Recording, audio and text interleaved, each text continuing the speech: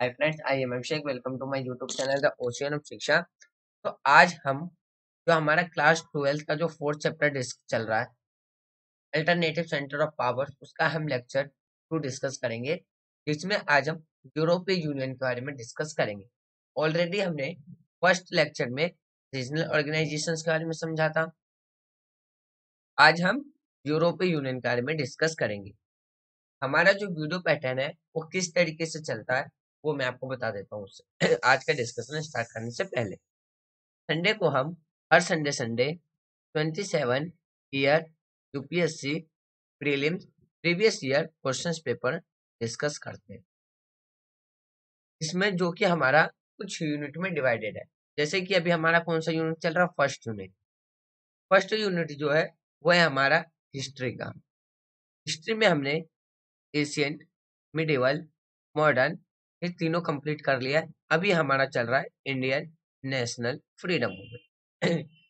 इसमें हमने 1995 से लेकर के 2012 तक के ऑलरेडी क्वेश्चंस को डिस्कस कर लिया। सेकंड जो यूनिट है हमारा वो है पॉलिटी का। जैसे ही हमारा फर्स्ट यूनिट कंप्लीट होगा उसके बाद हम अपना सेकंड यूनिट कंप्लीट करेंगे।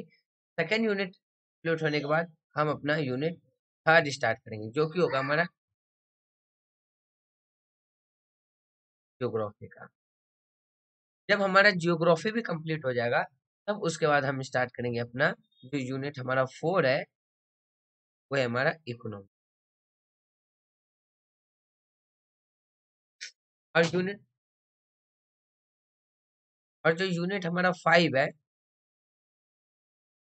वो है हमारा सी सेट। इस तरीके से हमारा संडे का पैटर्न अभी चलता है।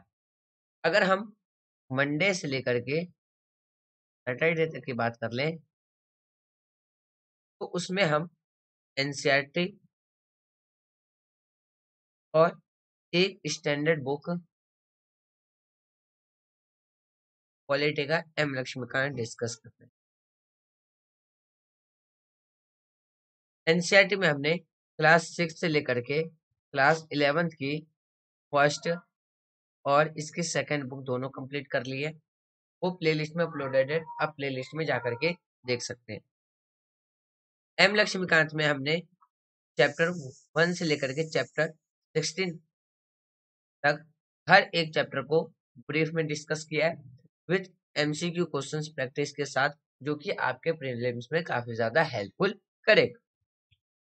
फिर अगर हम बात करते हैं, आपको 2 टेस्ट सीरीज में मिल जाएगा, पार्ट 1 का और पार्ट 2 का। पार्ट 1 में हमने कंप्लीट चैप्टर 1 से लेकर के चैप्टर 11 तक के एमसीक्यू क्वेश्चंस को प्रैक्टिस किया है। पार्ट 2 में हमने चैप्टर 12 से लेकर के चैप्टर 16 के एमसीक्यू क्वेश्चंस को प्रैक्टिस किया।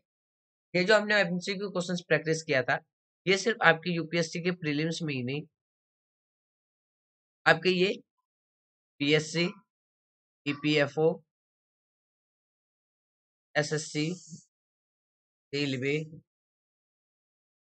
बैंकिंग, हर एक एग्जाम्स के लिए काफी ज्यादा हेल्पफुल रहने वाला है। हमारा जो अभी क्लास 12 का जो चैप्टर हम डिस्कस कर रहे हैं, जो कि हमारा कंटेम्प्रोरी वर्ल्ड पॉलिटिक्स है, ये आपके यूपीएससी के ऑप्शनल, जिसके पास पीएसआईआर हो, उसके लिए भी ये काफी ज्यादा हेल्पफुल रहने वाला है। अगर हम इसके मेंस की बात करते हैं तो मेंस की जीएस 2 के लिए काफी ज्यादा हेल्पफुल रहने वाला है। तो इसीलिए हम अभी क्लास 12 का जो फर्स्ट बुक है कंटेम्प्रोरी वर्ल्ड पॉलिटिक्स, उसको डिस्कस कर रहे हैं, जिसमें हमने chapter 1, chapter 2, chapter 3 already complete कर लिया है। अभी हमारा चैप्टर 4 चल रहा है। आज हमारा इसका लेक्चर 2 रहने वाला है, जिसमें हम यूरोपीय यूनियन के बारे में डिस्कस करेंगे। फर्स्ट पार्ट लेक्चर में हमने क्या क्या डिस्कस किया था कि इस चैप्टर में हम क्या क्या पढ़ेंगे, स्पेशली हम इसमें यूरोपीय यूनियन और आसियान के बारे में पढ़ेंगे। इंट्रोडक्शन देखा था, फिर हमने देखा था रीजनल ऑर्गेनाइजेशंस कहते किसे हैं, कुछ स्पेसिफिक एरियाज के बारे में डिस्कस किया था। फिर हमने रीजनल ऑर्गेनाइजेशंस के ऑब्जेक्टिव के बारे में डिस्कस किया था। फिर हमने डिस्कस किया था क्या इफेक्ट है जियोग्राफिकल प्रॉक्सिमिटी के, जो कि फॉर्मेशंस होते हैं रीजनल ऑर्गेनाइजेशंस के द्वारा। तो आज हम यूरोपीय यूनियन के बारे में डिस्कस करेंगे। यूरोपीय यूनियन में हम क्या क्या डिस्कस करेंगे आज लेक्चर 2 में।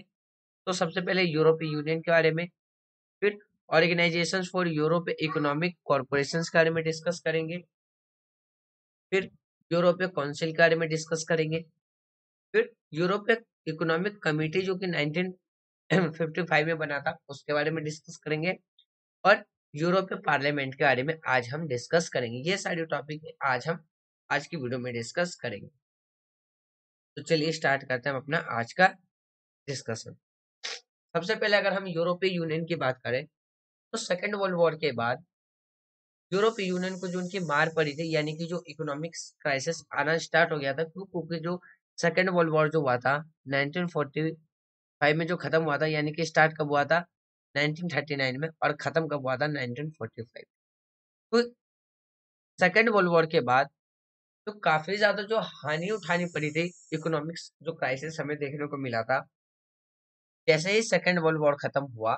तो सेकेंड वर्ल्ड वॉर खत्म होने के बाद जो भी यूरोप के जो नेशंस थे, अगर हम बात करते हैं यूरोप के जो नेशंस थे, उनको काफी ज्यादा इकोनॉमिकल लॉसेस देखने को, यानी कि इकोनॉमिक्स लॉसेस फेस करना पड़ा था। तो उसके बाद अमेरिका ने जो कम्युनिस्ट था, कम्युनि यानी कि कम्युनिज्म को स्प्रेड हो को रोकने के लिए उसने क्या करा, एक ट्रूमैन डॉक्ट्रिन यानी कि ट्रूमैन सिद्धांत का क्या किया, प्रतिपादन करना शुरू किया।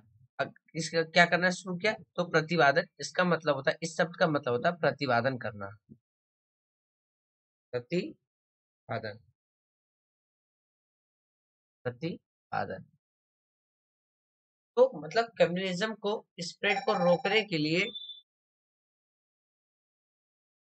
तो अमेरिका क्या करना चाहता था, जो कम्युनिज्म है उसको उसके स्प्रेड को वो रोकना चाहता था। क्यों? क्योंकि 1945 में जैसे ही सेकेंड वर्ल्ड वॉर खत्म हुआ था, उसके बाद क्या स्टार्ट हुआ, कोल्ड वॉर। क्या स्टार्ट हो गया था, कोल्ड वॉर। और कोल्ड वॉर क्या था, एक आइडियोलॉजिकल लड़ाई थी। यानी कि अगर जब हमने कोल्ड वॉर जो डिस्कस किया था उसमें हमने डिस्कस किया था कि कोल्ड वॉर क्या था, एक तो मिलिट्री कैपेसिटी के लिए, यानी कि हम कहते हैं पावर स्ट्रगल था, पावर स्ट्रगल था एक रीजन। दूसरा रीजन क्या था हमारा, आइडियोलॉजिकल रीजन। तो एक साइड में क्या था, डेमोक्रेसी की आइडियोलॉजी थी, कैपिटलिज्म की आइडियोलॉजी थी, दूसरी तरफ किसकी थी, कम्युनिज्म की आइडियोलॉजी थी। इसकी आइडियोलॉजी थी कम्युनिज्म। तो कम्युनिज्म के स्प्रेड को रोकने के लिए यूएसए के द्वारा क्या किया गया था, ट्रूमैन डॉक्ट्रिन यानी कि ट्रूमैन सिद्धांत को का प्रतिपादन किया गया था, ताकि वो किसी भी तरीके से क्या कर सके, कम्युनिज्म को वो रोक सके। उसके बाद अगर हम बात करते हैं, साथ ही यह महसूस किया गया था कि जो यूरोप की जो इकोनॉमिक्स है उसका क्या किया जाए, उत्थान किया जाए। क्या किया जाए, अनफ्लीमेंट किया जाए। क्या किया जाए, उसका अनफ्लीमेंट यानी कि उत्थान किया जाए। 1947 में क्या हुआ था, अगर हम बात करते हैं 1947 में यूएसए के यानी कि अमेरिका के जो स्टेट स्टेट सेक्रेटरी थे जिसका नाम था जॉर्ज मार्शल, उन्होंने यूरोपीय रीजनरेशन प्रोग्राम उनके द्वारा क्या किया गया, प्रेजेंट किया गया। इनके द्वारा फिर क्या है, अगर हम बात करते हैं यूरोपीय रिकवरी प्रोग्राम, यानी कि यूरोपीय उत्थान कार्यक्रम स्टार्ट किया गया कब, तो 1947 में। कब किया गया था, 1947 में। इसके अगर हम बात करते हैं, इसका जो मुख्य कारण था, इसका जो मुख्य ऑब्जेक्टिव था, जो मेजर ऑब्जेक्टिव यानी कि ऑब्जेक्टिव था, वो क्या था कि जो भी यूरोपीय के जो नेशंस हैं, जितने भी जो यूरोपीय नेशंस हैं, यूरोपीय नेशन, यूरोपीय नेशंस को वो दोबारा से क्या कर सके, रीऑर्गेनाइज, यानी कि दोबारा से उसको क्या कर, जितने भी जो यूरोपीय नेशंस हैं उनको क्या करे, रीऑर्गेनाइजेशन कर सके, यानी कि उनका पुनर्गठन कर सके। और उसमें वो क्या करे, भरपूर सहायता देने का आश्वासन उसके द्वारा दिया गया था। यानी कि आप इन शॉर्ट समझिए कि अमेरिका ने जितने भी जो यूरोपीय नेशंस थे उन्होंने ये भरोसा दिलाया, यानी कि भरपूर सहायता देने का आश्वासन यूएसए के द्वारा दिया गया था। अगर हम बात करते हैं पुनर्गठन के इस कार्यक्रम की जो भागीदारी के लिए सोवियत संघ यानी कि रूस को आमंत्रित किया गया था। अगर हम बात करते हैं किस चीज के लिए, इस चीज के लिए रसिया को भी, जो कि आज के टाइम पे रसिया है, लेकिन उस टाइम पे क्या था, ये यूएसएसआर था। तो यूएसएसआर को भी इसमें क्या किया गया था, आमंत्रित यानी कि इनवाइट किया गया था इस प्रोग्राम में पार्टिसिपेट करने के लिए। बट रसिया एक कम्युनिस्ट कंट्री थी, जिसके वजह से उसने ये प्रपोजल को क्या कर दिया, रिजेक्ट कर दिया। उसके बाद क्या है, इसको रिजेक्ट करने के बाद अमेरिकी साम्राज्यवादी की एक चाल बताकर कि इस प्रस्ताव को उसके द्वारा ये ठुकरा दिया गया। यानी कि रसिया के द्वारा, जब रसिया को यूरोपीय यूनियन में यानी कि जो हमारा यूरोपीय रिओर्गेनाइजेशन प्रोग्राम के तहत, यानी कि जो हमारा यूरोपीय रिकवरी प्रोग्राम था, उसके तहत जब रसिया को इनवाइट किया गया था, तो रसिया एक कम्युनिस्ट कंट्री होने के कारण उसने ये कह के रिजेक्ट कर दिया कि ये यूएसए की एक चाल है। अब बात करते हैं हम ऑर्गेनाइजेशन फॉर यूरोपीय इकोनॉमिक कॉर्पोरेशन 1948 के बारे में। अगर हम पश्चिम यूरोप के देशों को, यानी कि जो मार्शल योजना के तहत 1948 में कंट्री की हेल्प करने के लिए जो वेस्टर्न यूरोप है अंडर, जो कि मार्शल प्लान के अंदर में आते थे, 5 साल तक, यानी कि 1948 से लेकर के 1952 तक यूएसए के द्वारा, यानी कि अमेरिका के द्वारा 17 मिलियन का एड देने की घोषणा की गई थी, और यूएसए के द्वारा 17 मिलियन यूरोपिक नेशंस को एड के रूप में दिया गया था। इसका परिणाम ये निकला कि जो वेस्टर्न यूरोप था वो इकोनॉमिक डिक्लाइन होने से बच गया। यानी कि अगर हम बात करते तो यूरोप के जो देश है वो आर्थिक गिरावट और कम्युनिस्ट की गिरफ्त से आने से वो, यानी कि कम्युनिज्म की ग्रिप में भी आने से वो क्या हो गए, बच गए। तो वहां पे हमें आज भी क्या देखने को मिलता है, एक जितने भी जो यूरोपीय कंट्री है वो एक डेमोक्रेटिक और कैपिटलिज्म के बेस पे चलने वाली कंट्री हमें देखने को मिलती है।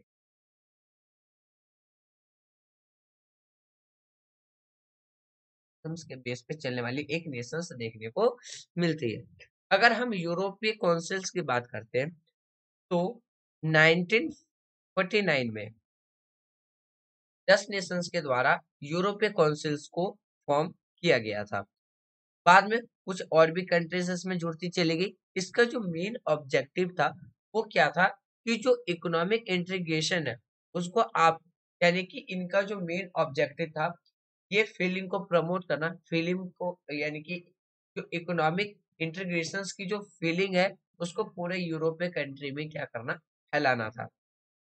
फिर अगर हम इसी के आगे बात करते हैं तो the countries associate with the social, यानी कि sorry, with this council fault that political corporations, यानी कि कंट्री के बाद यह महसूस किया गया कि सिर्फ इकोनॉमिक ही नहीं, इसमें पॉलिटिकल कॉर्पोरेशंस भी होनी चाहिए। फिर ये धीरे धीरे क्या है, इंक्रीज होता गया, और 1959 में जो यूरोपियन इकोनॉमिक कम्युनिटी थी उसका फॉर्मेशन किया गया। और इकोनॉमिक, यानी कि यूरोपियन इकोनॉमिक जो कम्युनिटी थी उसका जो रास्ता था, पॉलिटिकल कॉर्पोरेशंस का जो वे है, वो इकोनॉमिक और पॉलिटिकल कॉर्पोरेशंस का जो रास्ता था वो यहाँ से बनना स्टार्ट हो गया। और 1957 में यूरोपीय इकोनॉमिक कम्युनिटी फॉर्म, इसका फॉर्मेशन यानी कि का स्थापना किया गया था। अगर अब बात करते हैं हम यानी कि यूरोपीय इकोनॉमिक कम्युनिटी के, अगर हम यूरोपीय आर्थिक समुदाय, जिसे हम हिंदी में कहते हैं यूरोपीय आर्थिक समुदाय, जिसकी स्थापना कब हुई थी, 1957 में, यूरोपीय इकोनॉमिक कम्युनिटी की बात करते हैं तो इसे किसके द्वारा स्थापित किया गया था, ट्रीटी ऑफ रोम के द्वारा। ये एक क्वेश्चन बन सकता है कि किस ट्रीटी के द्वारा यूरोपीय इकोनॉमिक कम्युनिटी की स्थापना की गई थी, तो इसका आंसर हो जाता है ट्रीटी ऑफ रोम। शुरुआत में जो ये ट्रीटी था, ट्रीटी ऑफ रोम, इसमें 6 ही नेशंस थे, लेकिन बाद में और भी नेशंस इकोनॉमिक कम्युनिटी से जुड़ते चले गए। आज के टाइम पे बात करते हैं, अगर 1986 की बात करें तो इसमें 12 नए देश इसमें आकर के इसके जो इकोनॉमिक कम्युनिटी थी इसके मेंबर बने और यूरोप में क्या बन गया, एक कॉमन मार्केट बन गया। यूरोप क्या बन गया, कॉमन मार्केट बन गया। यानी कि जो हमारा यूरोपीय इकोनॉमिक मार्केट यानी कि यूरोपीय साझा बाजार के रूप में ये सारे सदस्य क्या हो गए, बन गए, सदस्य चुने गए। सदस्य जितने भी जो इसके मेंबर्स नेशंस थे, जितने भी जो इनके मेंबर्स कंट्रीज थे, के बीच में क्या है, कॉर्पोरेशन ट्रेड यानी कि कॉर्पोरेशन ट्रेड प्रमोट हुआ। यानी कि स्थापित करने के लिए जो कॉर्पोरेशन ट्रेड है उसको स्थापित करने के लिए, यानी कि उसको और ज्यादा कॉमन ट्रेड को, यानी कि अगर हम बात कर सकते हैं जो भी हमारा, यानी कि जो कॉमन ट्रेड था इसको स्थापित किया गया था। जितने भी जो नेशंस मेंबर थे, जितने भी जो मेंबर्स स्टेट थे, उनके द्वारा क्या स्थापित किया गया था, एक कॉमन ट्रेड स्थापित किया गया, जिसमें उन्होंने जितने भी जो रिस्ट्रिक्शंस थे उनको उन्होंने रिमूव करने का डिसीजन लिया, यानी कि रिमूव कर दिया।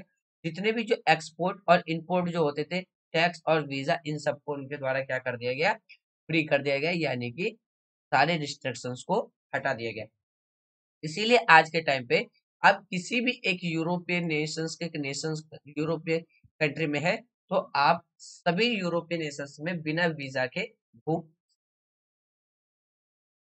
तो इसके बाद ये क्या बन गया, एक हमारा यानी कि इसका जो मेन, इसका ये जितने भी जो रिस्ट्रिक्शंस था इसका हटाने का जो मेन पर्पस था वो क्या था, कि जिसके वजह से movement of goods, people and capital between them, इन सब के बीच में जो एक्सपोर्ट इंपोर्ट है वो काफी ज्यादा आसानी से हो पाएगा। तो इस कारण से, ताकि अपने ट्रेड को, अपने व्यापार को अच्छे से बढ़ाने के लिए इनके द्वारा जितने भी जो रिस्ट्रिक्शंस थे एक्सपोर्ट इंपोर्ट और वीजा पे, टैक्स पे, उन सबको क्या कर दिया गया, हटा दिया गया। इसने इनके बीच में जितने भी जो वस्तुएं थी, व्यक्तियों और जितने भी जो पूंजी था, इन सब के जितने भी जो रुकावटें थी उसको हटा दिया गया। आना जाना, एक दूसरे में कंट्री में आना जाना संभव हो गया, यानी कि थोड़ा और ज्यादा आसान हो चुका था।